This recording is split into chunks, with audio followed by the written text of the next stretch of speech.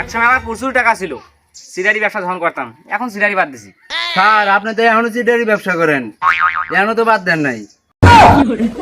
হ্যাঁ, তোর মতো সংসার আমার দরকার নেই, তুই দূর হ আমার সামনে থেকে, দূরে যা। তোর মতন নেতারে না সবাইলাম। এই চল বসের কাছে যাইতাম।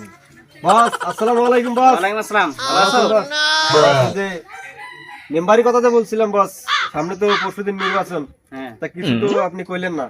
হ্যাঁ, তুই চিন্তা করিস না রে, তোর কাজ হয়ে যাবে, তুই মেম্বার তুই হবি। আবার কিন্তু হইতে হবে বস। চল বসে কাছে যাইতে চল। বস আসসালামু আলাইকুম। ওয়ালাইকুম আসসালাম, কি অবস্থা, ভালো আছেন?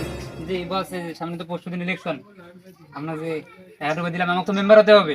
কি বস কি বলে, মেম্বার কিন্তু এবার আমি হবো, টাকা কিন্তু আমি আরে আপনাকে হবে, এই, দেব। তুই কয় টাকা দিছস? তুই কয় টাকা দিছস? বস কত দিছো একটু তুই বলে কয় টাকা দেন। দিছস? কত দিছি আপনাকে মনে আছে?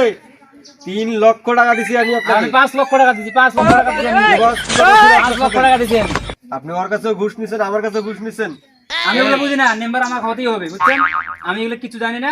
5 লক্ষ টাকা নিছেন, আমাকে মেম্বার বানাইতে হবে। যদি আপনি আমাকে মেম্বার না বানান, আমার টাকা ঘুরত দেন, আমি চলে যাবো। মেম্বার আমি হবো, টাকা ফেরত দেন। দেন আমার টাকা দেন, আমি চলে যাবো, দেন টাকা দেন।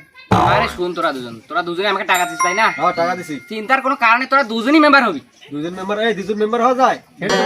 আরে হবি হবি। তার মানে তুই আমাদের কাছে ঘুষ নিয়ে তুই মেম্বারে আমাদের সান্ত্বনা দিয়ে টাকা নিতে